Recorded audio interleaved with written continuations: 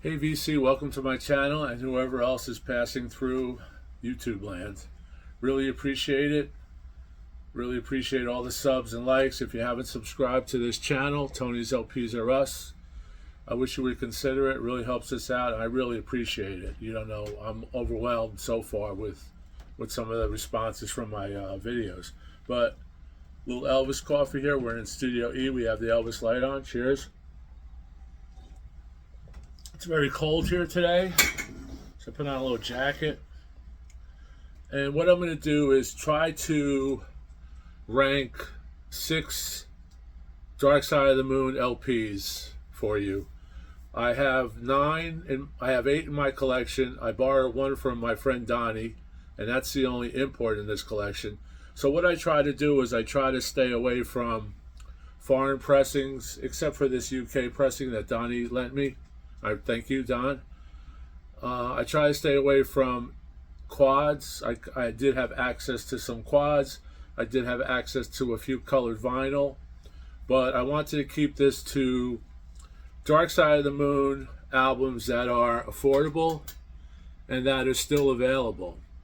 I didn't do German, which are outstanding. I didn't do, obviously, I don't have it. It's the first UK pressing or super early UK pressing with the solid triangle. But what I did was I have 8 of mine, 1 of Donnie's, which is the UK, and I'm going to rank that one in with these domestics.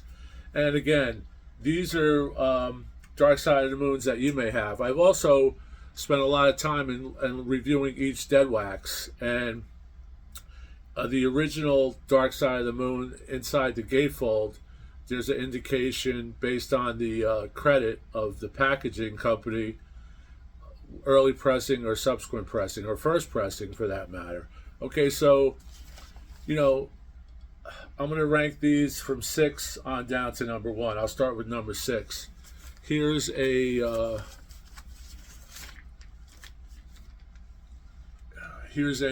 patent pending copy. Now, this is a domestic copy. This doesn't have the poster. So I'm going to go over what has posters. And also I discovered, which I knew but I forgot and then I remembered, is that there are different color posters of the pyramids. There's green, blue, and purple. So I'll tell you what colors I have, and I'll tell you what colors are inside the packaging. A lot of times these sticker cards are different colors as well, which you know, you never realize it when you going through this. But I wanted to show an orange first. Everyone knows an orange, and I wanted to show an egg. It's hen egg from a hen. Orange from California, South America, Mexico, Florida, probably. But I consider these perfect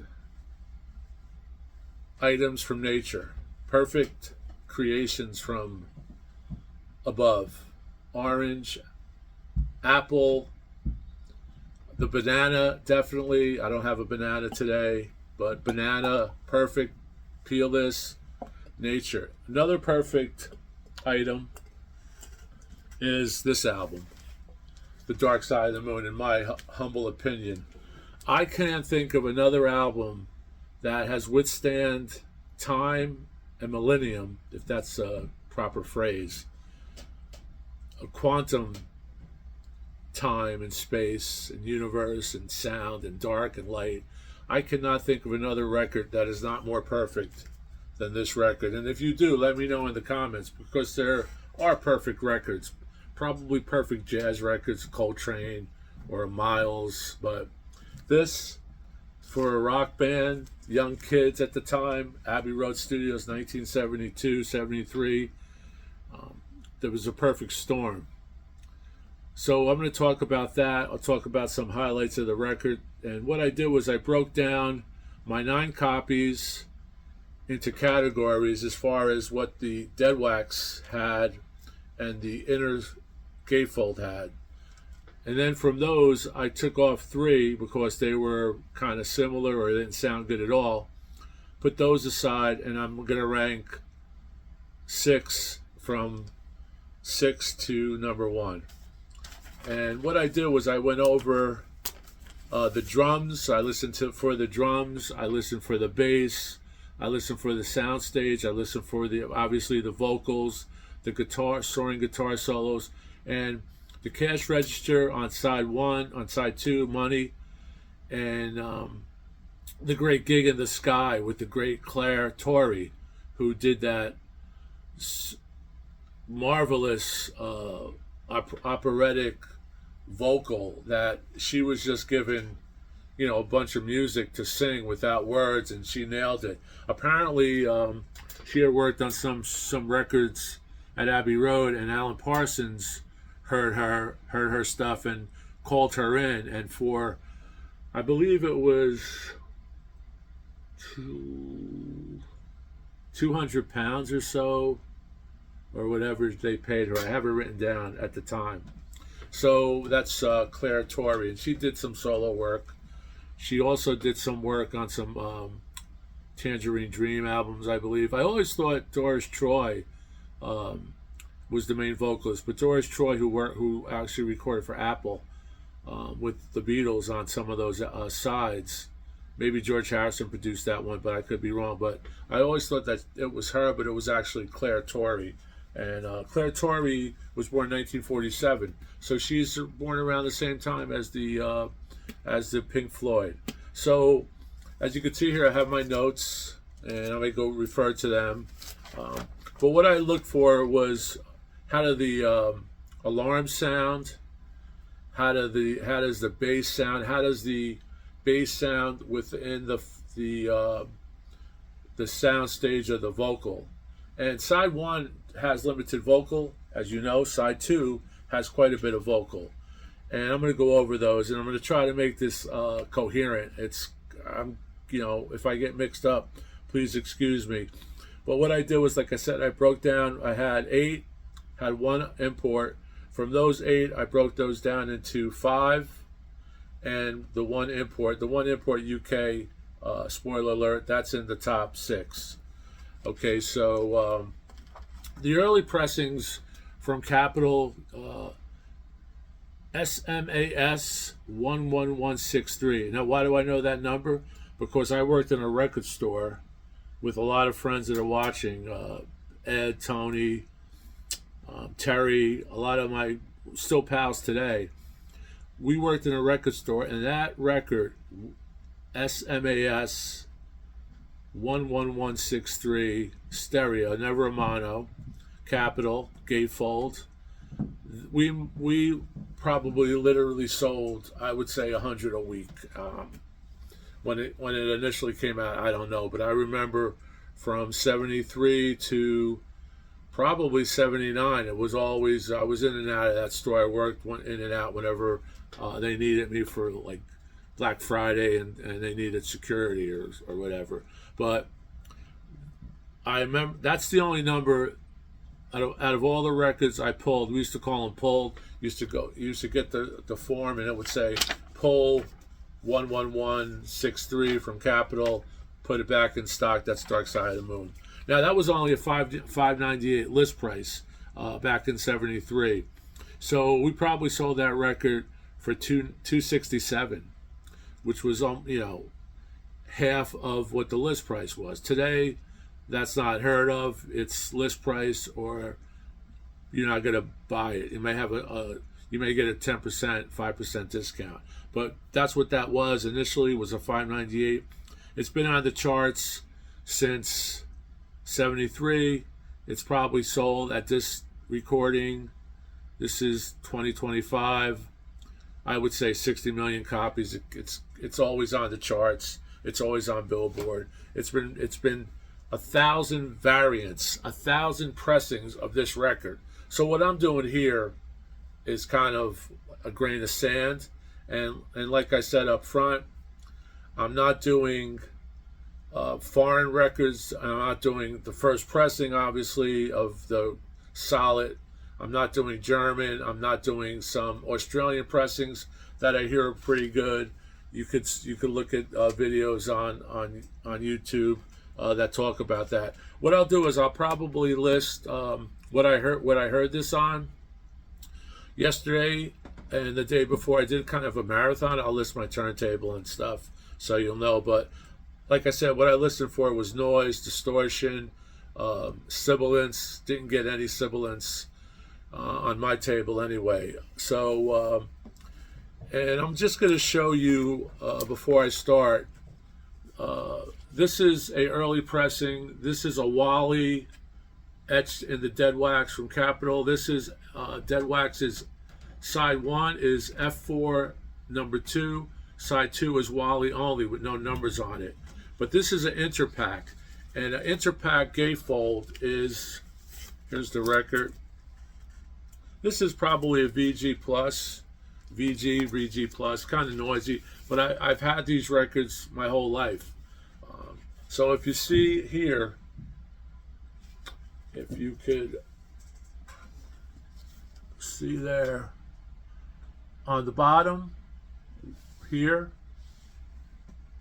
that indicates a first US pressing. And then I have some after that which do not have the copyright, TRO, interpack, patent pending. So that's what you want to look for. Copyright, TRO, Hampshire House Publishing, all rights reserved, interpack, patent pending. That's the key. So those are first pressings. Now this one I did not rank. It was kind of a noisy pressing, and it may have been noisy because the LPs back then, you know, Capitol may have been using inferior material, and these things were pressed all over the place. They were probably pressing thousands a week or thousands a month or hundreds of thousands a year, because when something sells 16 times, 18 times platinum, that's what you get. Now here is a early pressing. This is the same one. This is a patent pressing. I did not rank these, but I'll show you what the other one looks like when I get to that. So these are two pressings that are early pressings. They both have patent pending.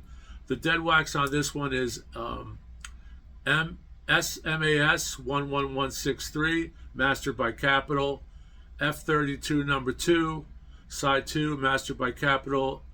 MSAS 2 11163, F22. This does not have Wally. This is a VG Plus, but it didn't rank in my best sounding records for whatever reason, as far as the what I picked up. Just my opinion, just what my rig is. This one is a patent pending early pressing. This has side 2. This has Wally Taragot, just Wally. He was a mastering engineer for Capitol and did it up open his home studio. When you see his name inside a dead wax or in a matrix, you're looking at a master cut right there for the most part. And I also, just to show, I have different versions of The Dark Side of the Moon on digital. This is a later one. I believe this is one of the later ones too. Here's another one that doesn't have that sticker on it. This has a show you what that looks like. But I have multiple copies, and that's an early. I haven't delved into which one sounds better. To be honest with you, these all sound good. Yeah, there's no artifacts. It sounds good digital, but through my system and through my car, it's great. And I just wanted to point this out before I forget. On July 17th, which was a Sunday, 1994, at 8:30 p.m., me, my spouse, Big John, and my sister went to see Pink Floyd at Giant Stadium. There's the ticket. And we were lucky to find this on a internet, a legitimate copy, which was a foreign copy. I believe it might be German. 1994. We actually have a CD of that concert. So we were actually on CD, and this was one of the best shows I've ever seen. Here it has most of Dark Side of the Moon. A few tracks are off. But it's interesting, I found in my research that 2 LPs or one CD calls Breathe in the Air, And on this one, it's breathe in the air as well. Just a little trivia, but the tune is breathe. So what we're going to do is we're going to go through these, and I'll highlight from my notes. And I basically listen to the vocals, the drums, the bass, very important. Just the bass and these synthesizers, or those, keyboards, just fantastic. And of course, Great Gig in the Sky, Cash Register.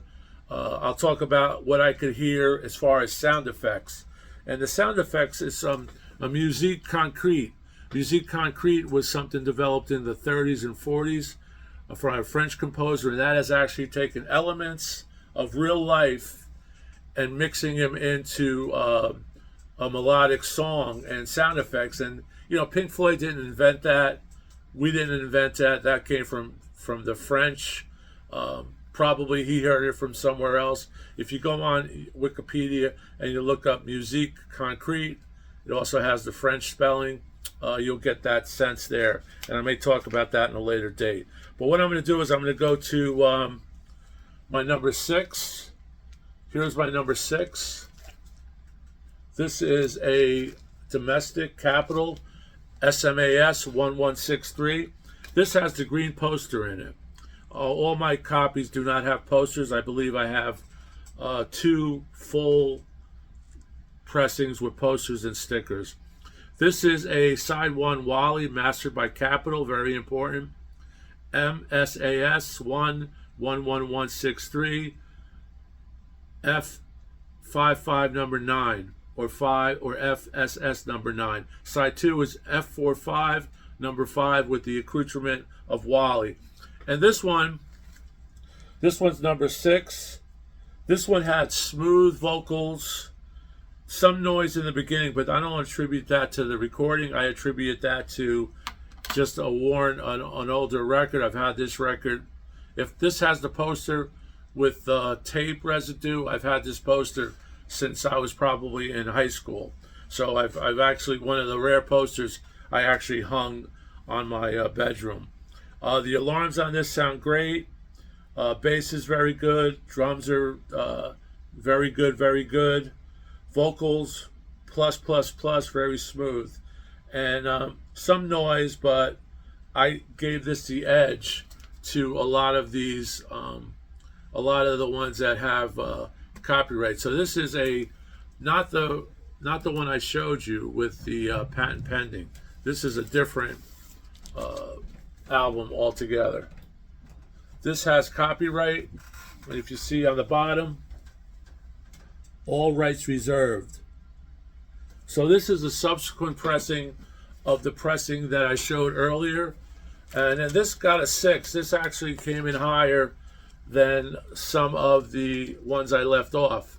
I didn't duplicate the domestic pressings. I chose the best ones, and then I listened to them. And what I did was I cleaned them. I listened to these once each in a row and took notes. And then I listened to Money again, took notes. And then I listened to Great Gig in the Sky and some of the early Alarm with Time. So that's how I did it. Number 5 is a patent pending. So that's a first pressing from Capital in the U.S. as far as we know. This is S1 F18 number 5 on side 1, F18 number 5, MS. This is all in dead wax. SMAS 111163. Wally, no mastered by Capital, so just Wally, which is good, right? Side 2, F4 number 2, Wally, no mastered by Capital. Patent pending. This does not have a poster.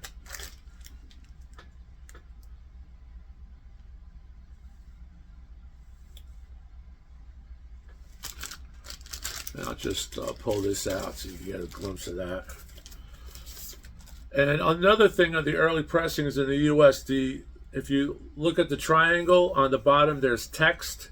The text here is just across the bottom of the triangle. Don't know what that's called. I didn't do well in trigonometry or algebra, but the bottom of the triangle has text, and that's an early pressing. It could be a first pressing, early pressing. The ones that have text coming up the sides are later pressings. And also, just as a footnote, Claire Torrey in 2005 actually sued the Pink Floyd Corporation for copyright and composition because she had indicated she was instrumental in Great Gig in the Sky, the way it went down. She won her lawsuit. It's an undisclosed figure of what she won, but in subsequent copies from 205, if you look at that, she will get credit for Great Gig in the Sky composition. She always got credit as being a singer and being the vocalist for that song. So did Doris Troy and those people.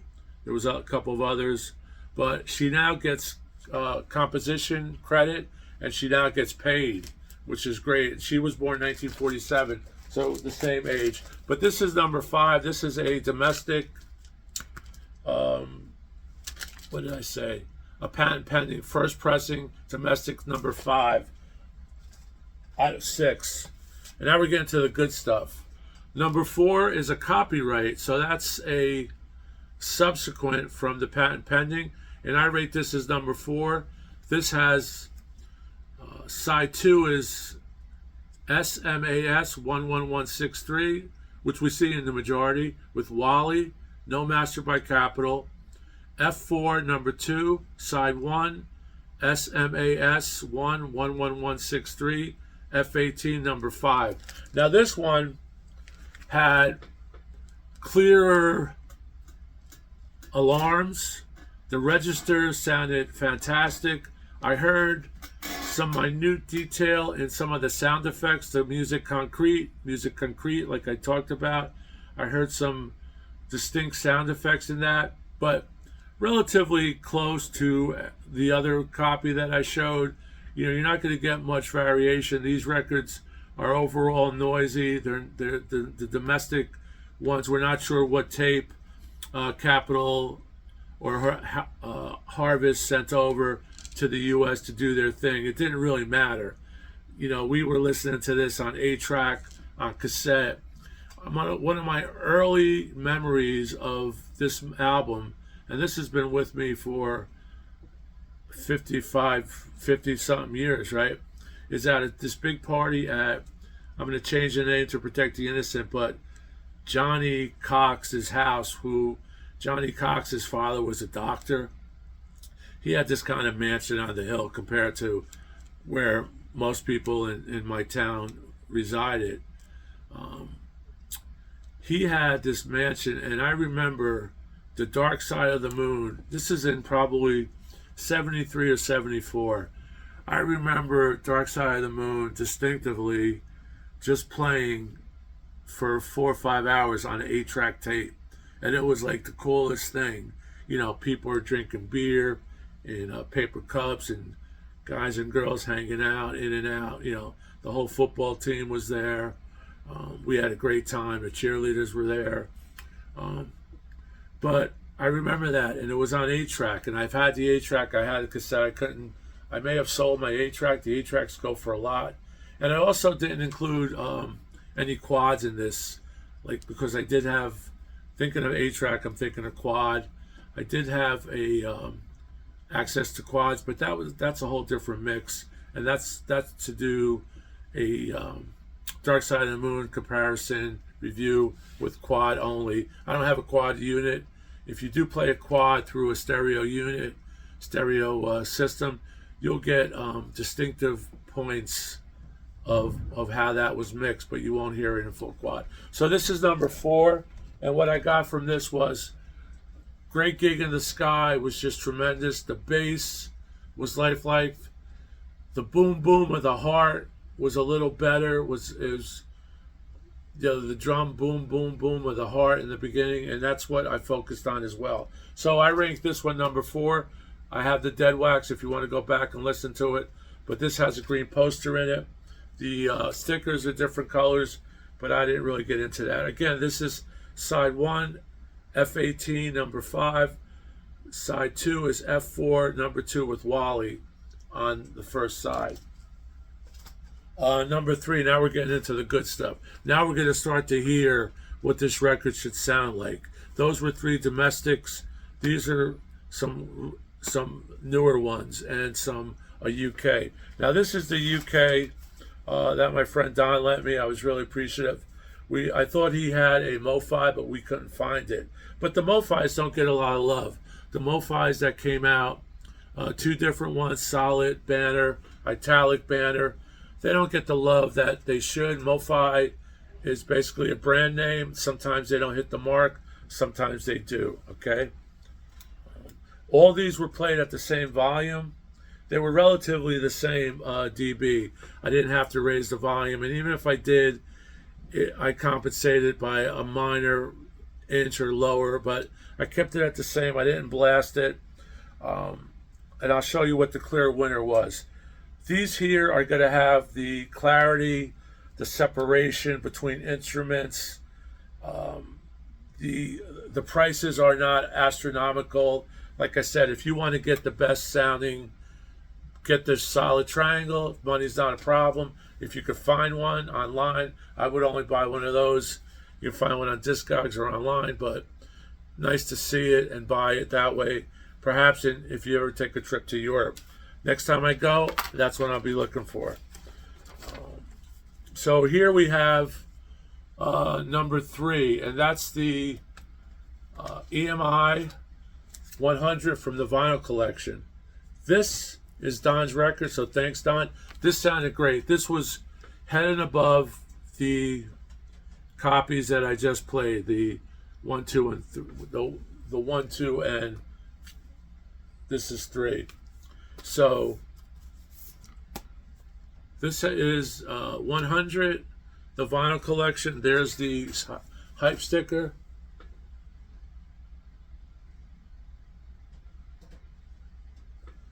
And it has a barcode. Now, for my review of this, I couldn't find anything priced. No one has this on eBay as far as I could see. They do talk about this on the Hoffman site, Steve Hoffman's great site, shout out. They do talk about this, and I learned that this is a digital pressing from a digital source, rather. So, but I didn't know, when I listened to it, I did not detect a digital artifact, and I'm glad I didn't know about that until after I listened to it, because it may have prejudiced me to think that, yeah, I could hear a digital artifact. But I heard stuff on this, on the sound effects on this, that I did not hear on the original pressings. And let me see here. The sticks, the sticks were very prominent. Separation, cymbals, it had that shimmer. It had a great effect. Very clear separation dynamic. The boom boom of the heart was by far the best so far, and it had almost like a muffled, like boom boom boom boom across the soundstage. And this has a blue poster in it. It has the poster, the original poster. I believe it only has the one poster. Let me just double check it. It might have 2, but I just pulled out the one.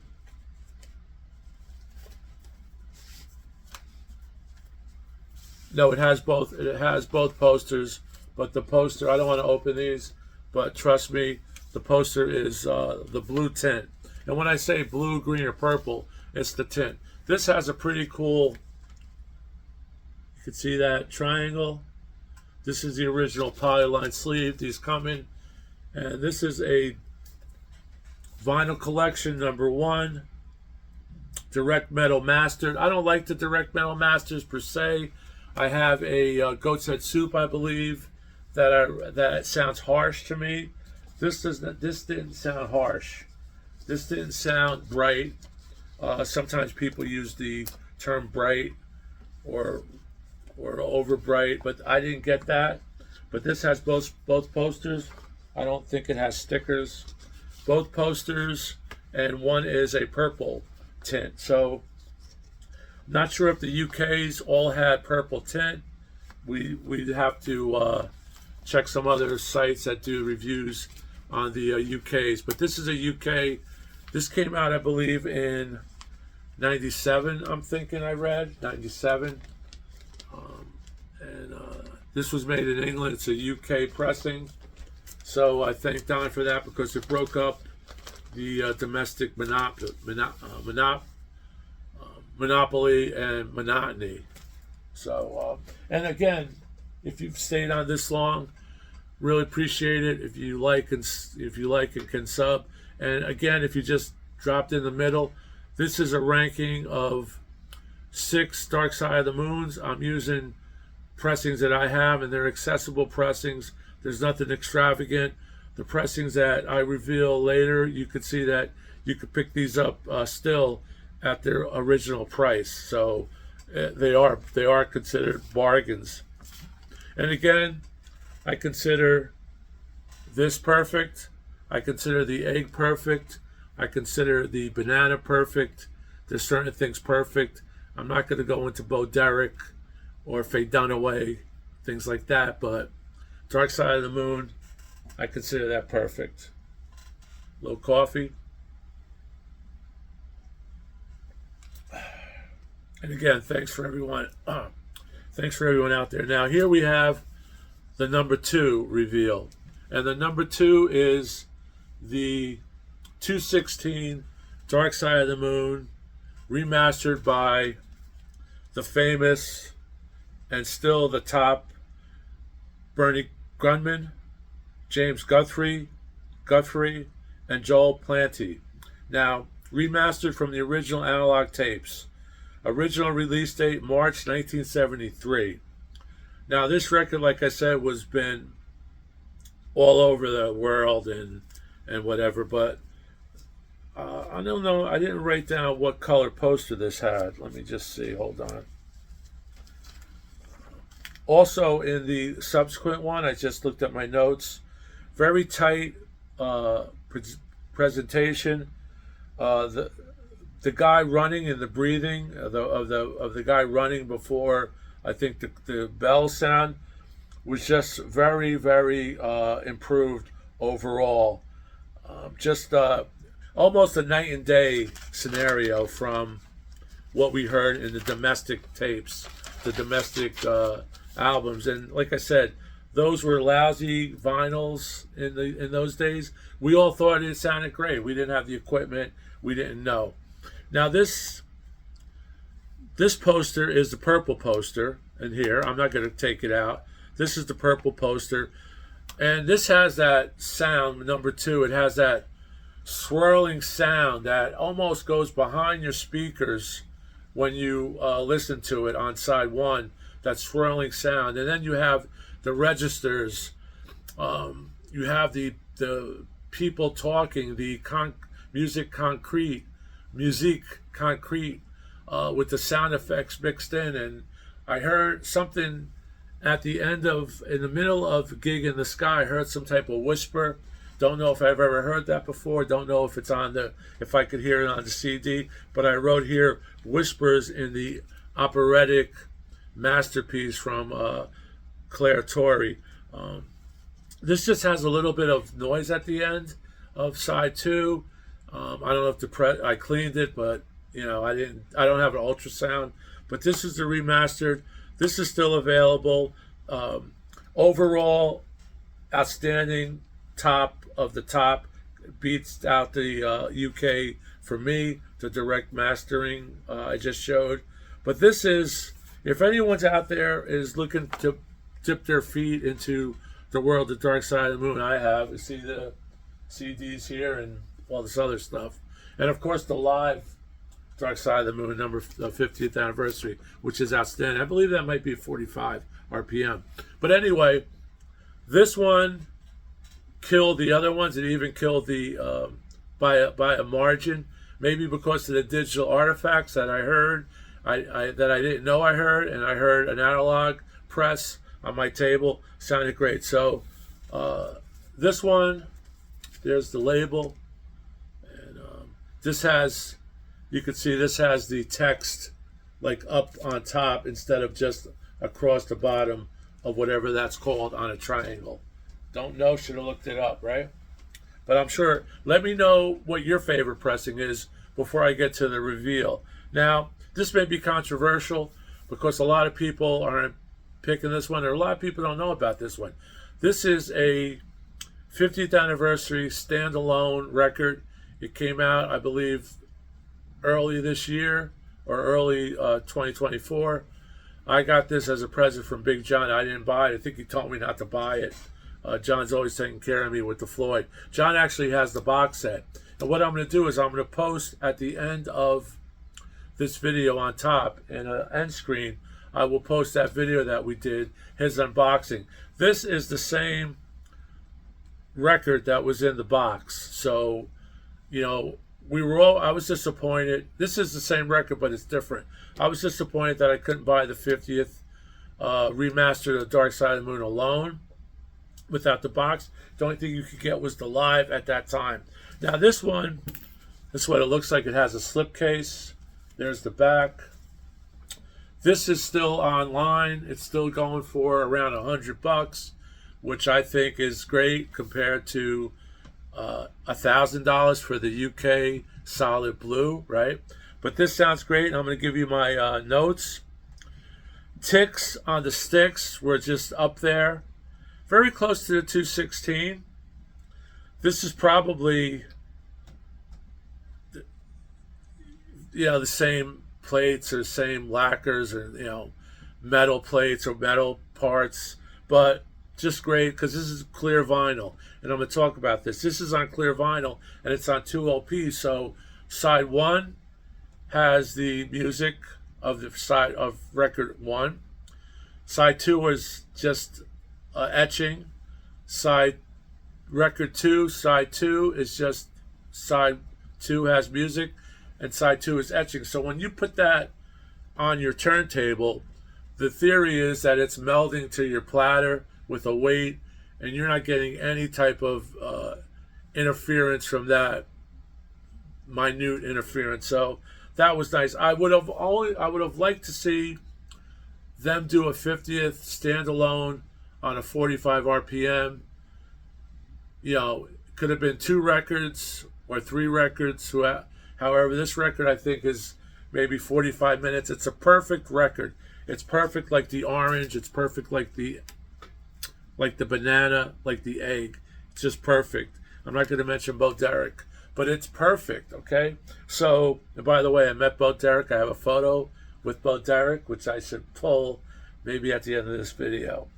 So this has a slipcase, but sound effects, loud and clear, full stage. It has that shimmer of the cymbals and the AC3 synthesizer, whatever they use. You could check it. And I'm just going to take this apart. But this is what I would go for if I was want to spend a little bit more money.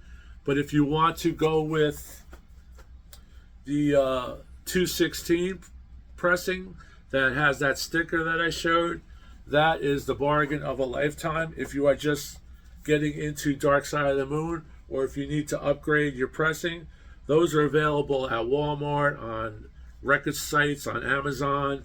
All the record stores own that, and I mean, have that. Now, the only thing I don't like too is this slipcase. It's nice, but eventually it's going to rip. It's hard to slip on and off. It should be more slippery, but that's the slipcase. Here's the LP. It has the inside is the same, except for this, you don't have the credits on the bottom, but you do have on here, I believe, lyrics by Roger Waters. That's all the same. I'm just going to go over the songs again. Speak to Me, Breathtaking, Breathe, and here it has Breathe in the Air in parentheses. The earlier copies just have Breathe, except for that one CD that has Breathe in the Air. On the Run, Time with the clocks, sounds tremendous on this. Money, tremendous. Great Gig in the Sky with those that soaring vocal harmony, just amazing. Us and Them, Brain Damage, Eclipse, It's called a VCS3. That's that Roger Waters was in charge of tape effects. But here we have, it has vocal composition on The Great Gig in the Sky, Claire Torrey. So she has a credit on here as vocal composition. So vocal composition means she wrote that record. So I'm going to show you the beautiful disc. And what I did was, as a patent from Tony's LPs R Us, I pulled the shrink wrap off. Really nice. There's the shrink wrap and there's the hype. And what the hype says is Dark Side of the Moon 50th Anniversary Collector's Edition, UV printed art on clear vinyl, 50 years in a heartbeat, 2 discs playable on side A only. So side A only. Now here's the disc. It comes in a nice pile-on sleeve. Here's this beautiful etching from the Hypnosis design. And here you have pyramids. And it looks like they took the blue triangle maybe as a homage to the first pressing, but we don't know. Again, I'll show you the other record. And this record's outstanding. I loved it. It's very close to the 216. I give it neck and neck. I went with this for aesthetics, and I just like the fact that it's a one-sided record. You could play it, but I really think my only criticism is the slipcase. We didn't need that. It's kind of awkward, but it's nice. I would have liked a booklet instead, and I would have liked a 45, even if you have to spend an additional $50 or whatever for that additional vinyl and the 45 press. Now here you have side 2, side A has the another Hypnosis design from the original record, clear vinyl. There's the silver pyramids, and this has a different etching, as you can see. Now I cleaned these. They were very quiet. I got a little bit of noise, some ticks, but nothing to be concerned about. On this, it's PFR 50U VLP stereo, and this record this record cover has not changed at all, except for the remastered. You see that this has a different poster in it, and I'm going to show you that because you've all seen the other posters, I'm sure. If you have it, where have you been? And if you haven't, you could check them online. But this is the new poster, folded perfectly.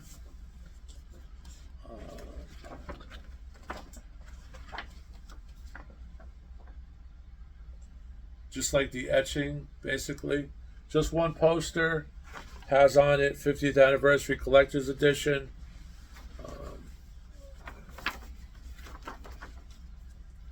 And that's it. There you have it. We are rocking, and I'm just going to get that photograph to show you guys, because I like to show you that I was actually with Bo Derek.